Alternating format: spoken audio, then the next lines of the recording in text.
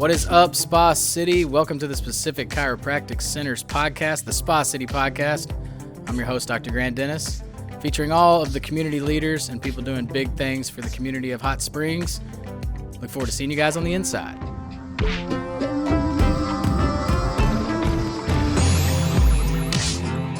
What's going on, guys, and welcome back to another week, the Spa City Podcast with Dr. Grant Dennis, featuring all of our community leaders here in Hot Springs, doing amazing things for the community of Hot Springs. And this one, I got to say, this week is a little emotional for me. This one's touches my heart near and dear because I'm going to talk to our guest today a little bit about some of the things he's doing with all of his initiatives, which are just absolutely amazing within our community. Eric Capaci, welcome to the podcast, my friend. I say this is the hottest seat in Spa City, so is it warm? It's warm. Grant, you did a good job. You're living up to your expectations. So I know that, I grew up at Gospel Light Baptist Church as a kid. It's near and dear to me. It's something that I think with anything you do and early on in life, and you look back on life, you always say there's certain things that kind of shaped and molded you into who you are today. And Gospel Light Baptist Church was certainly that for me. So I want to start there. I know that as lead pastor there, you've been there for how many years now? 31 years. Yes. Planted the church 31 years ago, and we've been there ever since. Right there on the corner of Hobson. Well, actually, it used to be. Where the original. The original was 3rd and South. Correct. Yep. And so then it's expanded to Hobson Street, Rector, Ward, Garland. So now we're about 5 city blocks, 12 acres. Yeah. See, I can think back to just like grabbing a pizza stick on the corner of Third Street there, and playing ball there, and it's been amazing actually. To be honest with you, just the tremendous amount of growth that you guys have over the years. Just what have you kind of over that growth of the church? I'm just speaking of the church. We'll get to the college here in a minute. What have you kind of learned to appreciate? I know the Lord's blessed you tremendously in the church there. Just as you reflect back on 31 years, just share with our viewers a little bit, kind of just what first comes to mind. Yeah, I think what first comes to mind is perseverance in a sense that, you're a downtown neighborhood church. And so when we planted Gospel Light, I was 27 years old. And my wife and I moved there from California. And really all we could find was available that we could afford was that little spot, which was an old Nazarene educational building on the corner of 3rd and South. And there have been along the way opportunities, speaking into the word perseverance. Hey, should we be here? Is there a better location? What about the bypass? Should we move maybe into the county? All those things you want to call them temptations, lures, whatever. They it's real. I mean, when you're in a neighborhood and when you're landlocked. The next shiny object, yeah. Yeah, but we have determined to persevere through those obstacles, through those moments. And I tell you, Grant, God has just opened door after door after door, whether it's been, a house for sale or whether it's been an open lot or Second Baptist becoming Crossgate, which was fantastic for them and fantastic for us. And these property acquisitions required perseverance. We are now invested in the city of Hot Springs in that neighborhood. I live on 3rd Street. We were the first new house to be built. Not fancy, just a regular house. Yeah. But we built that house 20 years ago, made it to the front page of the Sentinel Record as the first new home built in Jonestown community in like 40 years, That's awesome. And people thought it was crazy. But again, it's just persevering and investing in your community. I love it. I learned that, and it applies to every part of life. And you guys are still there. We're still there, right there. We live on 3rd Street. Yeah. We've growing up playing basketball in the backyard. I mean, man. Remember that? Yeah. We laid that beautiful full court. Yeah. We've got my son, Mo, who is one of our assistant pastors and head basketball coach at Champion, lives 2 doors down. My mother-in-law lived next door. My third-born son, Zoe, Ezekiel, he lives 3 doors down. Yeah. It's awesome. We're like the 3rd Street Capaci clan. I mean, hey, it's a safe street. I'll tell you that for sure. No, I guarantee. And then the rest of if I wasn't on 3rd Street running up and down that street, it was over where KOA Campground back in the little loop there. But anyways, on Davis Drive. Over there. So I know that now we've got Champion Baptist College, which is on a growth rise. Yes. I know Don Schulteis real well. I've spoken to the baseball team there. I just love everything about what you guys are doing there. Where I guess just give us a little bit of the background of the story to how that developed and where the inception of the college came from and just maybe the early history of that. Yeah, real quick, 2003, God began to to give me a desire to want to train up people who had felt a call to ministry. And we had felt like at that point, kind of like you've spoken into the experience you had at Gospel Light, we felt like we could duplicate that around the nation or around the state, or, and we felt like to do that, we would have to train people. So initially, All Champion Baptist College was a training ground for ministry students, and it grew to 300 pretty quickly. I was traveling all over the nation, gone way too much, to be honest, but it grew the college, and we had those ministry students. So Champion Baptist College was very successful, built a 200-bed dormitory, expanded our campus. But in 2000, that was 2005. Okay, that dream came to pass from 2003 that God put in my heart. 2005, kind of a couple-year combination there, yeah. And then 5 years later, man, Grant, God just said to me, I knew it, not verbally, not audibly, as we always say, but it was in my heart. Eric, you need to get accredited, and you need to offer more than just ministry courses, because if you're going to influence this world, it's going to be in the marketplace. I mean, Grant, quite frankly, just to stroke my friend here, you're doing a great work. I mean, as a chiropractor, it's ministry, it's people, it's caring. Business is a ministry, 100%. Yeah, 100%. So we decided we needed to train up other degree plan. So we did that. We added degree plans. We got accredited in 2019. We just got reaffirmed in 2023, the end of 2023. Got a 10-year reaffirmation. So when you say growth from Champion Baptist College, we changed it to Champion Christian College, because we wanted to be more broad. We didn't want it to seem as if it was some sort of denominational thing, but it's really just a Christian thing. And we now offer a plethora of degree plans along with ministry, and the college is looking at about 150 right now. 225 is our projected growth in the fall, and then 500 in 5 years. Incredible. Yeah, I mean, and fully online too. Fully online. Yeah, as well. I mean, and I'd imagine that, I know that 2020 really tested. You used the word perseverance. It tested everybody's perseverance. It did. There was nobody. I think it's the number one event that comes to mind, that there was nobody on planet Earth that was not affected in some form or fashion. Incredible. Talk a little bit about how you guys navigated the waters. You spoke a little bit about online, which is kind of what triggered my thought there, is, navigating the waters of 2020, of, a very difficult time of navigating a college and a church. And can you speak a little bit to just kind of what it was like navigating that for you in the community? Yeah, for me, it was being sensitive to, to both sides of the coin. I mean, you had this pandemic that was real. Yeah. And that was affecting people's lives in different ways, to be honest. And in our particular family, who didn't have a lot of sickness, it was easy for us, if we weren't careful, to be insensitive to it. Correct. Yeah. But we realized that the balance of just considering in a very compassionate way this dreadful disease and situation that we're in, but also understanding that we got to keep momentum. We've got to stay positive. Right. We've got to give people hope. We got to keep saying, this is going to end. We're going to get over this, and it's going to get better. I think saying that constantly is what helped us to persevere through it.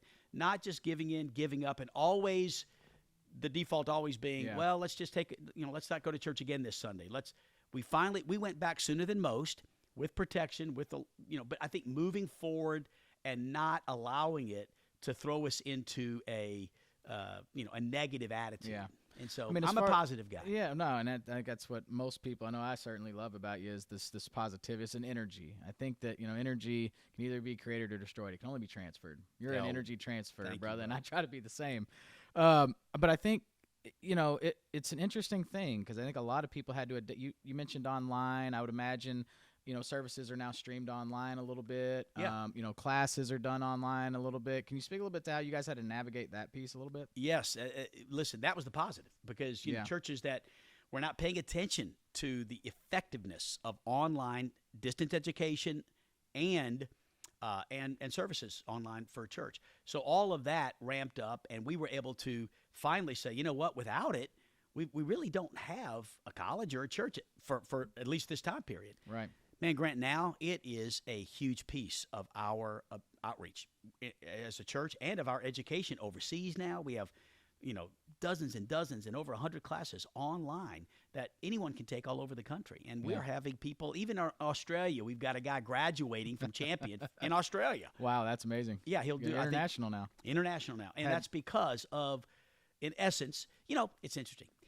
Bad things, and we know this in Scripture, God means all things for good. Even the bad things can have a good effect. So we navigated through that by just taking advantage of the opportunity to focus on something that truly had been on the back burner up until then, and that is technology being used to get the word and to get education out. Yeah, it's something that definitely came good from the experience. Segueing a little bit, I know that you also, as if you don't have enough going on, you're much like me. People all the time are like, where does the calendar fit this? Much like I can appreciate the fact just with a college and a church, you've also got multiple businesses that serve the community as well. A gym, a coffee shop, the food trucks. Talk a little bit about, how you guys are able to, and kind of the intent behind running those businesses or being involved with those businesses outside the church, and how that's kind of impacted the community. Yeah, the way you asked that question is just brilliant because, it obviously, when I was running for mayor, one of the biggest questions people had is, how are you going to do this? How are you going to add this to your plate? And when we started our businesses and kind of expanded, our portfolio of life, the same questions were asked, even by my own family members. Right. Hey, Dad, how are we going to pull this off? It's a valid one, yeah. But, when you love your community and when you want to have an impact beyond your little stamp on this earth, which up till a few years ago was, hey, 600 Garland Street. That was my life. And then 621 3rd Street where I lived. But I knew I needed to go beyond that. I needed to get outside, Grant, the four walls of church and get into the community.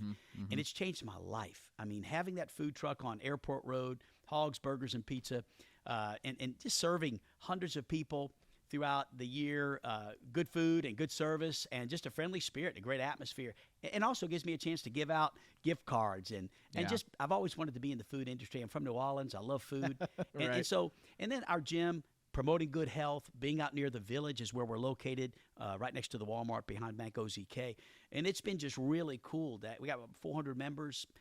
They're obviously mainly out in that community, but it's been fantastic to just promote in good health. And, because sometimes I think that's something that Christians fail to do, is emphasize not just the spiritual needs, but the needs psychologically, physically, mentally, spiritually, and those things. So all of that together, I think at the end of the day, I would make sure that in answering that question, people know that I'm not just a pastor behind a desk.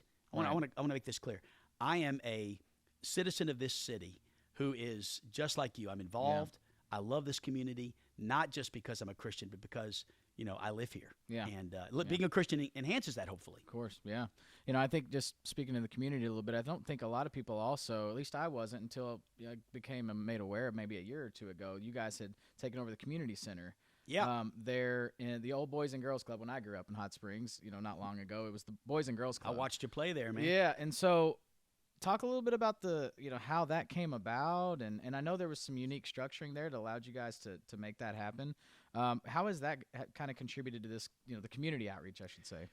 Excellent. So, just real quick, 60 seconds on how it came about was the Boys and Girls Club were looking for someone to kind of carry out their mission because they knew, unfortunately, their charter was, they were losing their charter and they needed to place it in the care of an organization that was already in the community. So there were several applications, I think, that they received, but ours was approved. And it was challenging to look at, okay, how are we going to make this work and continue, even though it's going to be for Champions basketball games and training. But that's a small piece. I mean, we practice there from 2 to 4, and we play evening games. Other than that, we're using it now as an after-school program as we partner with Higher Impact Ministries and Mr. Amos Gray at the moment. We partner with them. And we are serving well over 100 kids every day, Monday through Friday, in that building. And this is just information that the Boys and Girls Club has offered. When they were closing the building, there was about 30 kids a day coming in there. So we've increased that. We've tripled, almost quadrupled that number every single day. We still have a desire to even offer more. We want to build a playground there. We've just we put about $700,000 so far in the building, and I want the community to know that it's a different facility. I mean, new floors, air conditioning going in February. You're not just maintaining. We're adding to adding to it so that we can offer more to the community. Now, obviously, none of this is free, so we're trying to find a way to finance all of it. Yeah. But it takes a little time, and we appreciate the community's patience. But there's a lot going on, and I would say somewhere near 75 to 80% of the use of the building is for the kids. Yeah, I love that. I want to, as you were saying that, and you were talking about community and 100 kids in the Boys and Girls Club, I couldn't help for whatever reason, but just literally take myself back to something as simple but profound as Bucky Robinson's bus route. Yeah. Right? I can remember as my fondest memories as a kid was these kids coming to the church on buses. And I don't think a lot of people in this community actually realize there was a time where you guys were busing kids from the community to the church. Close to 500 a week. 500 a week of kids and young adults coming to the church. And I can remember like the Marquis Haynes and people that I know that came from that community that came on those buses to the school, that their lives are impacted. And I think about the community center and the way that the church interacts with the community. And I'm sure that, I'm sure the bus routes probably aren't around anymore just because the times have evolved where that's probably next to impossible to do. COVID kind of put the last knife in that one. Yeah. I mean, but much like, I don't think a lot of people realize that much like, schools would bus kids into the schools, you guys were busing kids into the church. We had about 13 buses, and every Sunday morning at about 7 o'clock, you spoke with Bucky. Bucky and I were a team. We're a team. I drove. Bucky led the program. That's amazing. We averaged about, we had 2 buses, so we averaged close to 100 every Sunday. But I'll tell you this one quick, incredible story. Right now, in our church is about a 28-year-old young man named Junior Scott. Junior lived on Whittington Avenue and lived in a single-parent home, and Junior rode our buses every Sunday from a little boy. Today, Junior Scott is a public school teacher at Lake Hamilton High School, drives a bus, serves in our church, and honestly, he would say this, were it not for that old bus, that old bus pulling up to his house, fumes. I mean, listen, we didn't have a budget. If they started, they showed up. That's it. Yeah. Well put. Yeah. Well, and there's a quote, B.J. Palmer, the developer of chiropractic, he has a quote that I share a lot and I talk a lot about. He said that we never know how far-reaching something we think, say, or do today will impact the lives of millions tomorrow. And I think about a bus pulling up in front of Junior Scott, his house. I think about the community center and maybe a kid that stumbles in there and just because he wants to play some basketball. There you go. And he comes across, a life-changing avenue, relationship person, mentor, coach, friend, and that I think is, coming out of a pandemic where, in 2023, entering 24, I think one of the new pandemic, if you will, is mental health. I think that's an opinion. I think that mental health is something that we need to be really concerned with as we move into 2024 because of the ramifications of inherently what happened in 2020. People were isolated. Social interaction was diminished. There was a lot of things and so part of my, really necessary obligation for a podcast like this is to make people aware of the community and the things they can do in the community and people doing things for the community they can get plugged in. Yeah. So I want to kind of talk a little bit about, with Champion Baptist College and the church and the businesses. I know that you ran for mayor and obviously that's very much, you could just listen to 20 minutes of this podcast and realize it's because you have a heart for the community. Right. Can we expect maybe another rendition or another running, or is that something you're I'm contemplating? Definitely considering it. I'm considering it, and been sitting down with friends, family, and mentors, and just kind of looking at what that might look like if I were to try again. And I tell you, it was a life-changing experience for me, and really for the better. I mean, there were some things about it that I was naive about, learned along the way, and maybe just like anything, there's some shock value to anything you do, but it was a great experience. And then, Grant, I met so many people that I never would have come in contact with. And it really, if anything, even though I lost the election, ran a strong race, it was a close race, and I congratulate our mayor and support him now. But by the same token, I learned that there are some needs in our community And really what it is it's just for people to know more about our city, to be more actively engaged, and to realize that we are more than just a tourist city.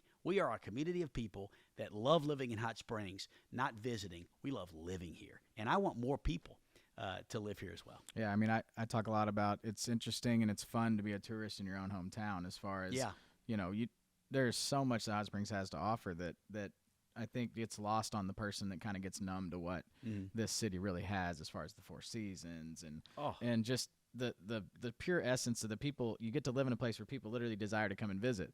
And, just in closing a little bit, what do you kind of see as, if you were to say like the vision, right? I'm a big vision guy. Me too. Big mission guy. Obviously the mission just in what you and I have talked about is pretty clear on, impacting the community and now even the community internationally as graduates in Australia, as far as Australia. What's kind of the vision? What is for Eric Capaci? What's the vision for Champion College, for Gospel Light Baptist Church, for even maybe the city of Hot Springs? Man, that's a great question and honestly an easy one for me to answer because I'm a big vision guy too. For the church, we want to start multiple campuses. We just we're not interested in building a big, massive mega church building, even though we average over 1,000 people on Sundays. We desire. We just opened up a new campus on Sunshine Road. A Gospel Light Lake Hamilton averages over 100 already. It's a tremendous church, and it was an old dying church that we replanted. And we'd like to do that about 12 times all over the Bismarck, Malvern, Mount Ida, etc. Secondly, for the college, we believe that Champion Christian College is on a fast track to become one of the most exciting things about the city of Hot Springs.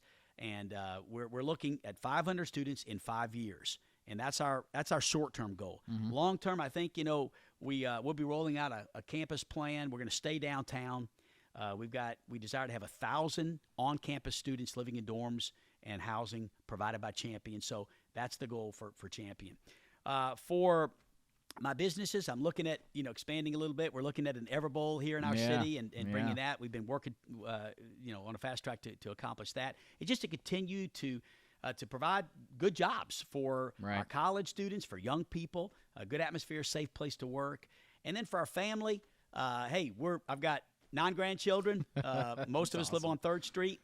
We're trying to purchase a few more houses so that we can just continue to make 3rd Street an example of what an inner city street can look like, how that people can love one another. We can get back to where the inner city is a safe place where people can go from house to house and not have fear. And sadly, where I live, it hasn't had the best reputation as far as that area, but I think it's improving. And our family's not going anywhere, and we plan on more of our church family moving into that area and just making Hot Springs downtown and neighboring neighborhoods the place to be.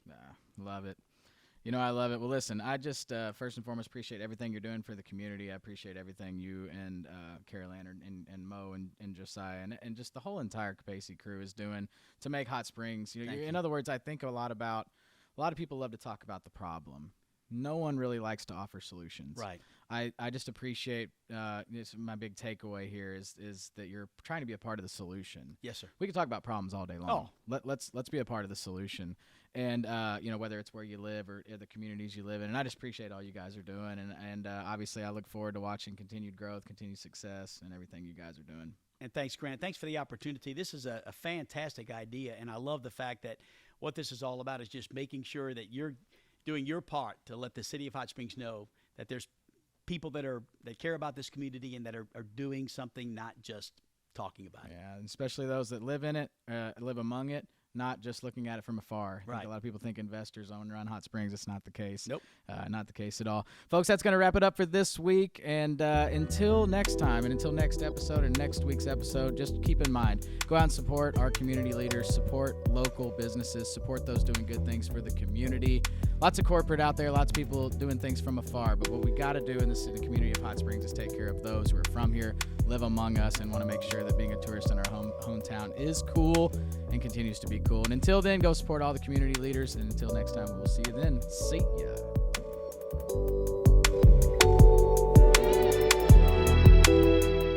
Thanks for joining us this week, guys, on another episode of the Spa City Podcast. And remember to subscribe to everywhere you listen to podcasts, Spotify, Stitcher, Apple Podcasts, YouTube, and check us out on social media. And remember to support all of our community members we have on this podcast and everybody who's doing big things in the community of Hot Springs. And until next time, see you.